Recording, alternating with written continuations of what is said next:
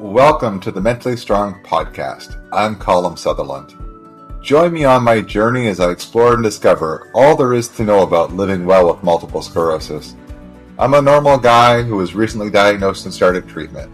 I will share with you my conversations with others who are living with this chronic condition and with professionals who provide resources and advice.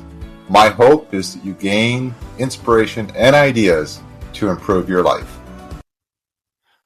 Welcome to the Mentally Strong Podcast. For returning listeners, welcome back. I appreciate your support. I appreciate the subscribers, and I always appreciate those that leave us feedback and rate the podcast. Today, after the interview, please stick around, and I'm going to talk about an event that's happening August 17th, specific to multiple sclerosis. Today on the show, she grew up in Michigan. She now resides in Miami, Florida. She's a fitness instructor, yoga teacher, avid runner, and a big Justin Bieber fan. Today, she brings her high energy, positivity to the show to talk all things yoga.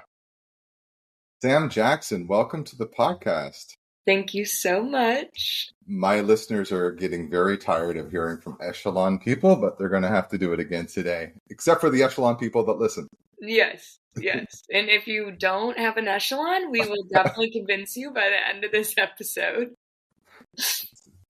I know when Daphne was on, she didn't try, but she tried. So we'll see. We'll see. So tell me about your path into fitness. So I always was interested in working out. I loved, obviously running. I teach a lot of running classes at Echelon, but I started running track and cross country, and also I was a dancer when I was younger, and my parents tried to put me in all different kinds of sports, but I was terrible at hand-eye coordination. So they decided running is, the thing for you. So I really did love it, and I love the team aspect and also the individual aspect of that. But and then moving from there, I started running competitively in high school, and then at the University of Michigan, go Blue. And from there, I studied exercise physiology. I just loved learning more about your body, how it moves, how it can impact, your lifestyle, your physical health. I was more interested in at that time, but I feel like now it's shifted to more the physical and the mental side of it, and nutrition goes along with that. So I studied that for undergrad and then moved to Miami and studied exercise physiology and nutrition for graduate school. And then I started working in fitness, and I'm so happy I found Echelon January of 2020. So that's kind of the summary of it all. But I really just followed what I was passionate about, and that led me to where I am now. And hopefully, I can help other people feel better and, good and confident in their bodies, physically, mentally, all the good things. When you went to school, did you have a career path in mind? Is where you're at what you had in mind, or did you envision something different? What path were you thinking of? So I thought I would do sports nutrition, just being an athlete, especially running. I feel like it's really hard to know the nutrition side of it, and I ended up with a lot of stress fractures in high school, college, from, just the overuse, but also the lack of vitamin D, in the winter there. But yeah, so because of the injuries, I got into yoga and started teaching And that led me to teaching and throughout my graduate degree. So I thought I would do more like sports nutrition for maybe a college or a pro team. But I followed whatever was kind of in front of me. And I wouldn't say it was easy because it was definitely work, but it just fell into my lap at the right time. Like right when I graduated uh, grad school, I had an audition for a fitness company in Miami, and I was already working at another fitness company. And I decided to just see where that took me for a year, and a year turned into like 8 years. Here I am now, still teaching fitness, but I do really love it.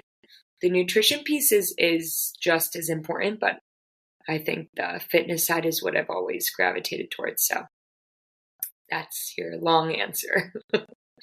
And how did you end up at Echelon? I was approached through Instagram from a previous employee to come into the studio, check it out. It was a virtual concept, actually. It was January of 2020, like I said, so it was right before COVID. And to be honest, I didn't know that many virtual fitness brands. So I walked into the studio and I saw the Reflect mirror, and they were like, yeah, you would be teaching on Reflect. And I'm like this hologram on the screen, and I'm like, oh, well, that's kind of cool. But I didn't know the clientele or who I would reach. But when they explained it more to me, and just reaching outside of Miami, because right now or before, I could only, see people in person. And I really was feeling like, well, I would love to get my family involved, to be honest. Like my family, my friends who don't live in Miami, how can they work out with me? And yeah, so I went into the Echelon studio and I started working there on Reflect. And that's kind of when they first launched Reflect. Then once COVID hit, I really was full-time Echelon, and I really enjoyed teaching on that. And then Stride, and then of course Connect came, which is so much fun because you can see so many people on the leaderboard and just meeting the members. I mean, that's what meeting the members, maybe not in person at that time, but virtually, like sucked me in to the Echelon community. So you're not getting rid of me. So I need to translate for the non-Echelon folks. The Yes. Connect is the spin bike, the Stride is the treadmill. treadmill, and the Reflect is I don't know how to Strength, yoga, Pilates, bar, a little bit of everything. care. I've not ventured down that path yet. Yeah. Well, I won't deny that it might happen one day. One of the things with you and watching you on the bike and taking your classes is your energy and your positivity. Is that the way Thank you've you so always much. been? Is that the way you grew up? Where does that come from?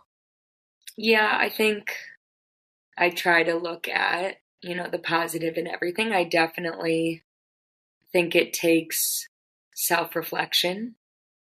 I think that it takes like being aware because I can definitely be negative and spiral. I mean, everybody can. You have a bad day and you're like one thing after another.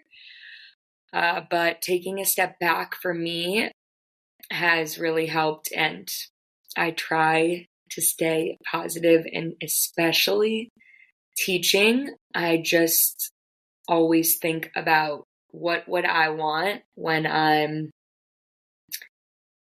taking a class. I want my instructor to be in a good mood. Like I'm there to release stress, not gain it. So I want it to be a fun experience and more on the positive side. So I think I've always been that way, but it's definitely taken practice. Actually, that's a question that popped into my head earlier. How much of an adjustment was it teaching in person to go into virtual? Oh, it was a huge adjustment. I mean, you watch my first classes, I don't know, maybe they're still not up, but it is definitely different. But I will say, when you get into the workout, when you get past the warm up and you're talking, it feels like, especially on the bike, it feels like you and everybody else from Echelon is with me on the leaderboard. Like, I'm like, I know them. They're my friends. We go way back. And I feel like they're, and I'm looking at the camera, but when I'm looking at the camera, I'm thinking about talking to people at home. But I will say, definitely, when I first started, I was like, who am I speaking to? Is anyone out there taking my class? I don't know. But I tried my best to keep it professional. But inside, I was freaking out for sure. It'd be a huge difference from live interaction to online. Yes, but So sorry?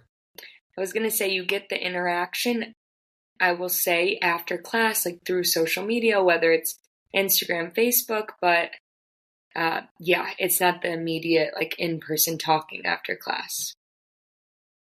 I guess the world has sort of made that adjustment since COVID, with a lot of people working from home too. When you were in school going through fitness, what teaching did you get about chronic illness or dealing with people with multiple sclerosis or other chronic conditions? Yeah. So I was just talking to you about this before a little bit, but I studied exercise physiology, and in it we had different labs we had to do, which was pretty cool, and research. And one of those was for multiple sclerosis. So we studied and learned about, more of the balance issues that people can have from it, and the muscle soreness, and also, just the inability to be able to work out, which is so sad. And I think now there's so much research. I love science, so I do stay up to date on the research, but there is so much research on, you brought up to me yoga, but yoga and any other types of fitness, whether it's walking or lifting, and how that can improve chronic illness, whether it's MS or, diabetes or other different types of diseases. So, but it is incredible that you have been able to push through and deal with that, and you still show up every day. So you're definitely inspiring to Echelon, but your podcast community. So I just have to say that part of it. I might be blushing a little bit, and that's why I'm keeping this an audio podcast. So, but thank you. You're very kind. As I jump onto something else, you mentioned earlier about yoga, and you said, if I picked it up correctly, you started doing yoga because of your injuries? Yes. So I started doing yoga. So if anyone out there doesn't like yoga, I was very resistant at the beginning. Fully. I was a runner and really loved cardio. I still do, but I value strength training and yoga so much more now. But at the time I was in my undergrad, I had dealt with a really bad stress fracture from running. And I have a little bit of like osteopenia, but hopefully not anymore. But anyways, that's a conversation for another time. And so I had to stop running completely because my stress fracture was in my femur, which is the biggest bone in your leg, like right, or your upper thigh. So my friend was like, you should take this yoga class with me. Like, I think you'll like it.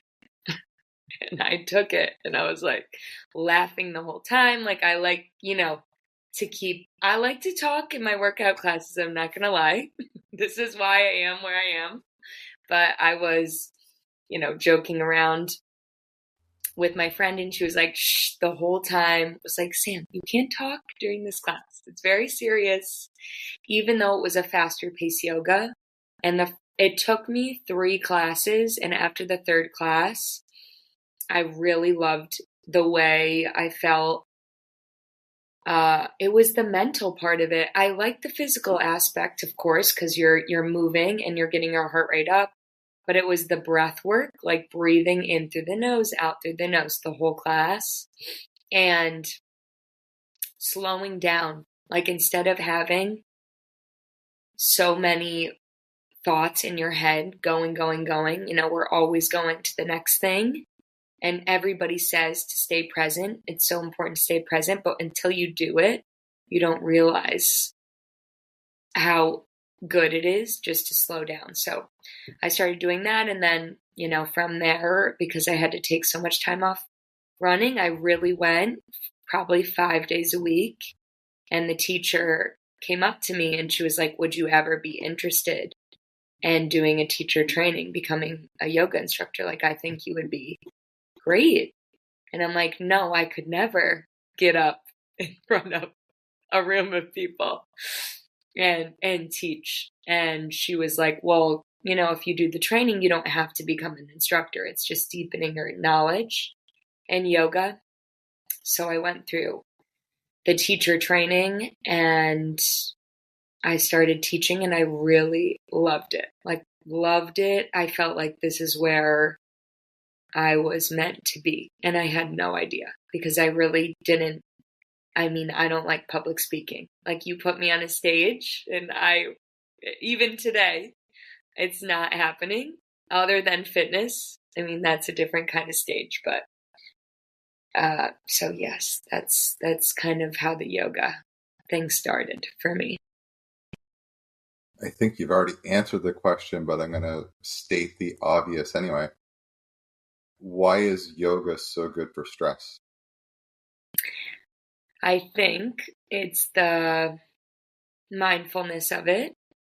So slowing down, even every yoga class I teach and I've taken, you take a few minutes at the beginning of class and you just find your breath. And we take so many breaths a day and so many you don't even notice because you're going through your to-do list or you're looking forward to your vacation or you're, trying to get to the end of the week. A lot of people trying to just get to Friday. And I get that, but I think the mindfulness part of it is so good for stress and moving your body.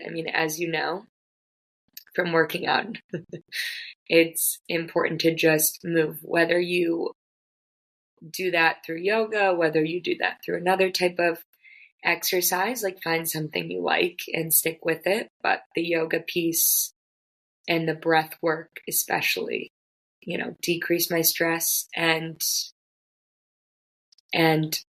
taught me to just take a step back. So highly recommend. Do you meditate?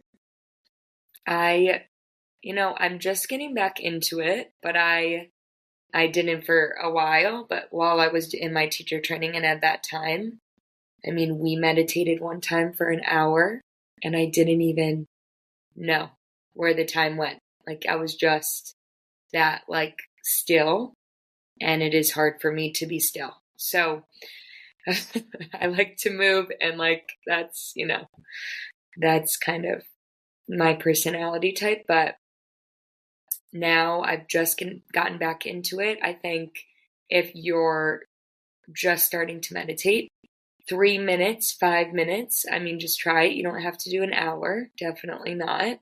Not everybody has that much time in their day. So 5 minutes, just even closing your eyes, saying like breathe in, breathe out is how I started. Because I was like, I have to say something in my head. Otherwise, I'm thinking about my to-do list or some noise outside. So, yeah. Do you meditate? I do, not as much as I would like to. Yes.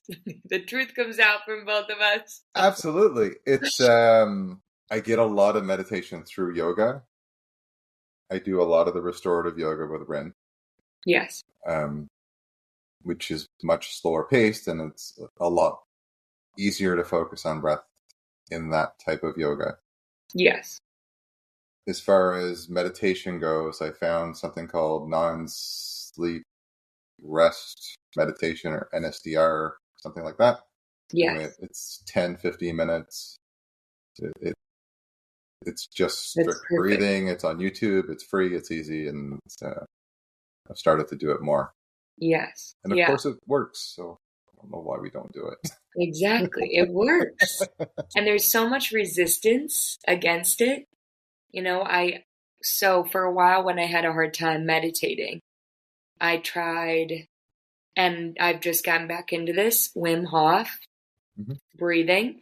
Same thing. You can take it online. We also have, I know that Nikita is coming out with some breathwork classes, which will be great because you're just focusing on that. But that's a good way to meditate where you're focusing on something else so that you don't just have to like sit, and close your eyes. And most people think you're sitting alone with your thoughts, but the guided ones help you get to the next level. And then you could maybe, start meditating on your own. But I love that you do the restorative classes because also great for holding poses a little bit longer, which is challenging, reducing stress because you have to stay still. And you're just activating that parasympathetic nervous system, which is the rest, digest, instead of the other way around. So, Yeah. So as much as this podcast is focused on multiple sclerosis, I don't know a lot of people that don't have an issue with stress. So this applies to anyone who's listening. And yeah, if you haven't tried it, and then you try it and you find it very difficult, that just means you're normal, because you're going to have a flood of thoughts coming into your head, yeah, especially depending on what's going on in your life. It's just normal, exactly, exactly. So, and it takes but it is practice. so important. So for balance and stability, is there a type of yoga that you would recommend? Is there different types? Yes. So the ones I'm trained in are restorative. So that's yin yoga. You're holding the poses longer. Maybe, it could be anywhere 3 to 6 minutes, but half pigeon pose, stretching poses. That's my favorite one. Half pigeon is the best, but I'm sure Rin does plenty of that. She's on another level of flexibility that, unfortunately, if you cycle or run a lot, it takes away a little bit of that flexibility. But anyways, you do not have to be flexible to do yoga. You can still take this. The other types are vinyasa. So that's moving a little bit quicker paced. One breath, one movement. You're moving from one pose to the next, and you're breathing in on one pose and out on the next pose. And that I add a lot of balancing poses in.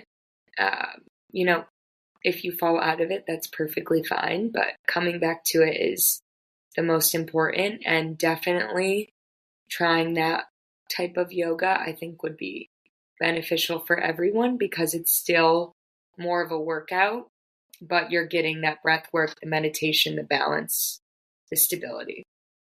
And then another type of yoga is Ashtanga. And we have this, I know Rin also teaches this as a sequence class. So you're just holding specific poses.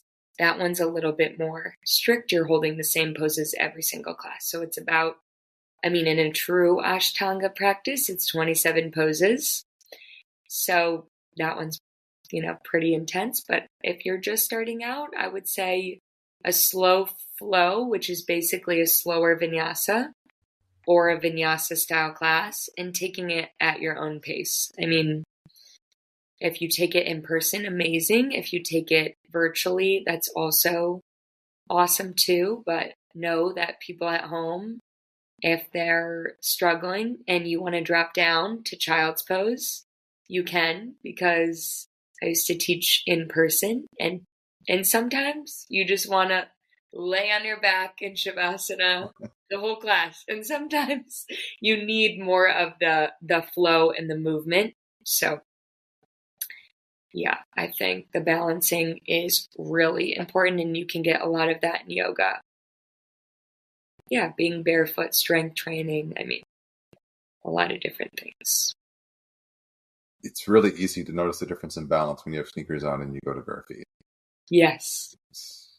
Yes. If you're doing all PSA, you're doing all your workouts with your cushiony shoes, you got to make sure they're flat. It's actually even better barefoot. So, I mean, it's a work in progress for me too. Yeah, it's not easy to do because I was using my Asics or my running shoes. Then you take your shoes off, you're like, oh, this doesn't feel the same. This does require balance. But for you, the balance part of it, have you found that yoga is helping or other types of exercise are helping with your balance and MS? I don't know that I've had any balance issues due to MS. People have heard me say this before. It's the thing I get frustrated about the most probably is this related to MS or is this because I have no balance? Exactly. Yes. It could be either. It could be either. Like, do I have no muscles in my core or is it something else going on? So I'm always fighting that balance of what's the cause. I'm definitely paying a lot more attention to balance work, whether it's yoga or with weights, and doing a lot of single dumbbell work. Yeah, I was going to say trying to single keep leg. myself. Yeah. Jamie seems to help with that a lot. Yes, for sure. Yeah, he's the best. It's interesting when you put yourself in certain situations trying to keep the balance, and it's a challenge, especially if you're not paying attention to it and you're just starting out. Yes, and it'll get better. It gets better, with time, but some days you wake up, your balance is just off. So you feel like you've made progress, just like with anything. I mean, life and fitness. You feel like you've made progress, and then you get on the bike or you get on your mat, and you feel like, wow, I feel like I'm a beginner again. So just know that happens to everybody, every day is different. It happened this morning at 7 a.m. and I'm not kidding. So for those that are listening and possibly getting intimidated about hearing about yoga, how would you recommend someone start? I think start with the shorter class. I mean, start with, if you can, if you're at home, even, I mean, there's classes, obviously at Echelon, but there's classes on YouTube for free. There's, 10-minute, maybe mobility stretching classes that you take before you even jump into a class. But I would say don't think too hard about it. Just get to the class. Whatever one you choose, like press play, just do it, because afterwards you're going to be like, oh, that wasn't so bad. I've been taking yoga actually in person recently, and just to have my own practice, because I love teaching, but it's nice to take someone else's class and really just be a student. And there are so many first timers. I mean, and this is Miami, but this is everywhere. There's so many first timers. So everybody's just trying to figure it out. Nobody's looking at what you're doing. Let me tell you, in a gym, nobody's looking at what you're doing. I promise. Unless you're doing something crazy like a handstand into a backflip, I don't know. But they're worried about other people looking at them.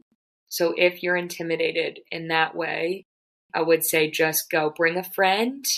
I mean, that's also an easy way to do it. Like text your friend, okay, every week we're going to go take this yoga class, whether it's virtual or live, and then starting with either the vinyasa if you want faster pace, or the restorative, because that's just as good. Any yoga class is, a good place to start.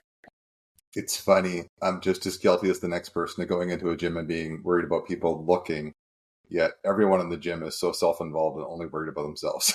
Yes. I mean, I feel the same way. I used to teach in a gym that was intimidating. Like, I felt like everyone was looking at me, and I teach there. I'm like, why am I scared to work out here? Everybody's... So it happens to everybody. So everybody at home knows. Don't worry. What do you think someone might notice if they started doing yoga? Let's say they've done it for a month. What might they feel or notice about themselves after doing it? I think it's just keeping your joints mobile. So if you're not moving your joints around, say your hips or the knees, obviously you want to be careful, but you want them to be able to move in different directions, not just front to back, but side to side, move in circles. That's why in yoga you're in different poses. You're opening up your body and then you're contracting your body. So you're opening, you're lengthening, and then you're building strength, contracting.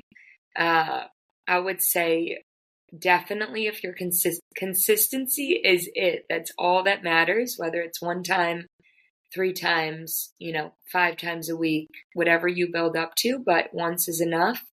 And the flexibility, the mobility, the balance, stability, which we all need. I mean, especially getting older, doesn't matter how old you are, but even my grandma had a stroke when she was 40, so she's paralyzed on one side, and I'm trying to get her into a little bit of like balance work because I want to build, her strength, and same with my grandpa. So it's not too late to start. If you're 80 years old and you're just getting into fitness, awesome. If you're 20, even better, but any age is a good age to start that.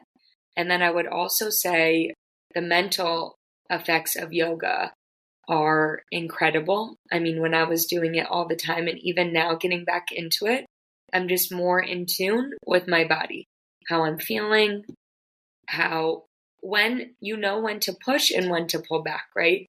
And when you connect your breath, your mind, your body with one another, it just helps in a big way.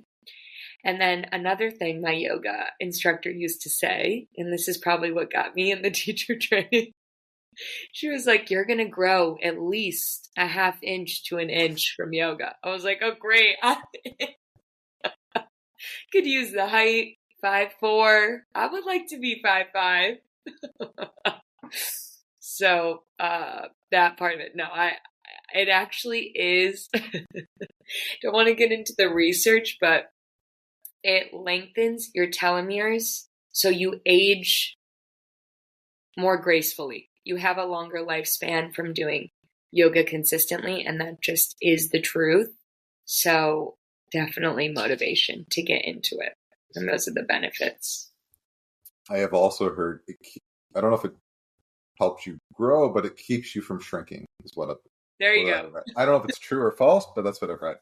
What do you recommend to those who are taking yoga and you're speaking directly to me and you're getting frustrated with lack of progress? Well, it's hard to measure. I was going to say it's hard to measure. That is a tough one because, it's not like you see, you see physical results, right? Because everybody's different. 30% is exercise, 70% is diet. So you can definitely see physical results. The mental results, that's just how you feel. If you're feeling happier, if you're feeling more relaxed, less stressed, if you can, not even less stress, because we'll always have the stress, but how are you handling it? How are you reacting? Are you acting, better than you did before is a big piece. But, just stick with it because it's fun. The process is fun. The journey of yoga, of fitness, you have to enjoy that, because if you're doing it for the external results or validation, it won't last long. It's got to come internally. Why do you want to do it, or get better at it? Whether you're just trying to physically look better, that's, great too, but the internal piece of it, I think, is so important. So keep on going. It's the stretching part of it that gets mental sometimes with the lack of progress. Especially spinning all the time, my hamstrings are so tight. Yeah. So if you're doing yoga and you're also doing other exercise, or maybe you work at a desk and you're sitting all day, your muscles are going to be tight. So every time you get to the mat, I mean, I literally feel like the Tin Man in The Wizard of Oz. Like I'm like, trying to get my kinks out. And at the end, you're like, wow, I'm like a new person. I'm going to feel like this every day. So yeah, but if you're consistent with it, you will see the benefit. Maybe you couldn't touch your toes, and then in a few months, you can reach for your toes. So the flexibility, definitely, you can measure that progress. Eventually. Yes. Speaking from experience. The other thing I don't like about it, and it can't be helped, is if you're consistent and you start to see progress and you're my age and you stop for 2 weeks, that progress just goes bye-bye. Yes. Yeah. You have to stay with it.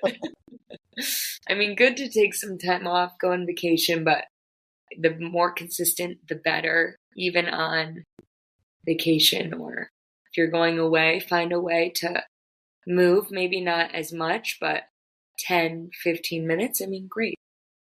That's enough.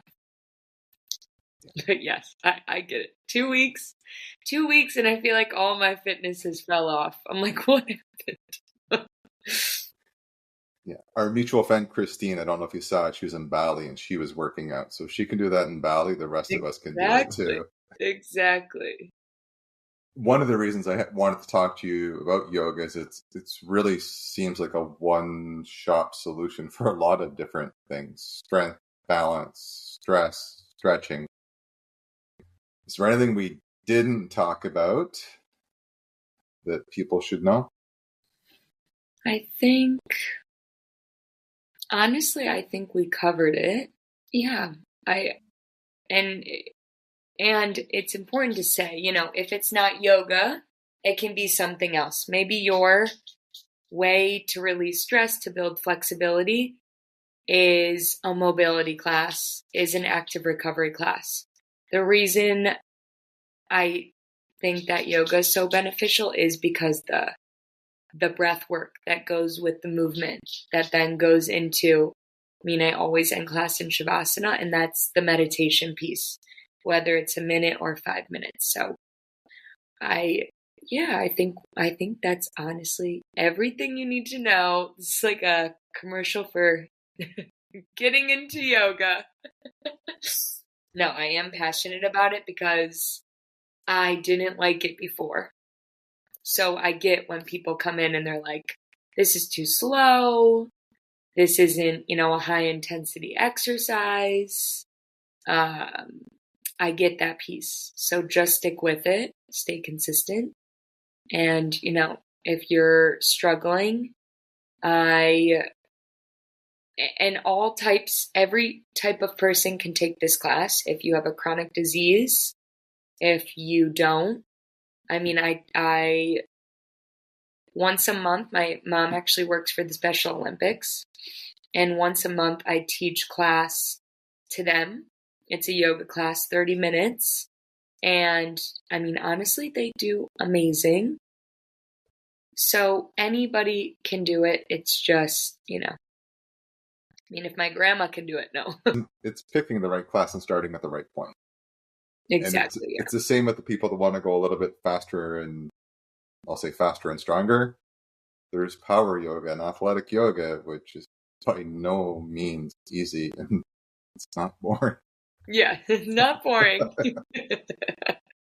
You'll stay motivated the whole class. Yeah. So you halfway through, you'll go, why didn't I start with the yin yoga? Yes. It's it's just different than a lot of other exercises that are out there, and if you're not used to it, of course it's going to be uncomfortable the first time. Yeah. And lean into the uncomfortable feeling. Like lean into that, because that probably means you're doing something right. If you can lean in and stick with it, I mean, that's when you see the results. Same thing in fitness, um, in life. I always think about it that way. Like if I'm doing a really hard workout, I am like mentally, I'm going to push through. Physically, I already know I can do it. I mean, you showed up, your body can handle way more. It's just the mind that takes some convincing. I think that's a perfect note to stop on. Yeah, Thank you for coming on. of course. It, Thank you for having me. It you was a are lot of fun. you are welcome anytime. And as fitness instructor, I love taking your classes. You do a great job. And Thank you. I can name several people that agree, and you definitely push us to keep going. So thank you. Thank you. No, it is awesome. Well, this podcast has been amazing, so thank you for having me on, and come back anytime. Anyone has any other questions, reach out to me about yoga. If you're scared to get into it, oh, my dog's crying. This is my cue to go, right? If you have any other questions, let me know and I will be happy to answer. Whether you're part of the Echelon community or you're not, I'm here to help people, whether that's with their fitness or anything else. Awesome. I will put Yeah. Sam's contact details in the show notes. Yeah. Thank you. Thank you so much. I hope you really enjoyed the interview with Sam. I love her energy and positivity, and she's a great yoga instructor. I asked you to stay tuned afterwards because of what's happening on August 17th. Now, before I get into it, I just want to mention two things. First, I do believe it's okay to eat unhealthy once in a while and just relax and have whatever you want to have. Second, I think it's always a good thing when corporations are giving back to charities or to research. So what's happening on the August 17th is A&W is giving $2 from every Teen Burger sold across the country to support Canadians affected by MS. I'm really struggling with this one. I can remember back in January when I was told about the new lesions that had formed on my spine, how important it was for me to eat healthy and how healthy eating will keep me healthy longer. I was encouraged to go and eat the Mediterranean diet. I don't like the fit of go eat unhealthy food to support multiple sclerosis. But I like having multiple sclerosis support it. So I don't know what I'm going to do. I don't know if I'm going to have a Teen Burger. I don't know if I'm going to buy Teen Burgers for other people, or maybe I'll buy Teen Burgers and not eat them. That's what I'm battling with. I don't really know. If I make an analogy, what would happen if it was cigarettes? What would happen if it was $5 off of every pack of cigarettes sold on August 17th? What if that went to the Cancer Foundation? Would you go out and buy a package of cigarettes? I doubt it. I know I wouldn't. So I would love to see your comments on this one. Am I overthinking it? I go back to what I said at the start. Yes, it's okay to eat unhealthy once in a while. That's not going to hurt you down the road. But what's once in a while? And are you really eating unhealthy once in a while or all the time. Yes, it's great that A&W is contributing to help multiple sclerosis in Canadians. I think that's amazing, but it's a mixed message, and I just don't know if it's the right fit. I would love to hear your thoughts, and thank you for hearing me out. P.S. I'm not blaming A&W, or I'm not putting A&W down. I would have the same commentary if it was a Big Mac or a Harvey's Burger or pizza for that matter. I'll let you know next week what I do with the Team Burger.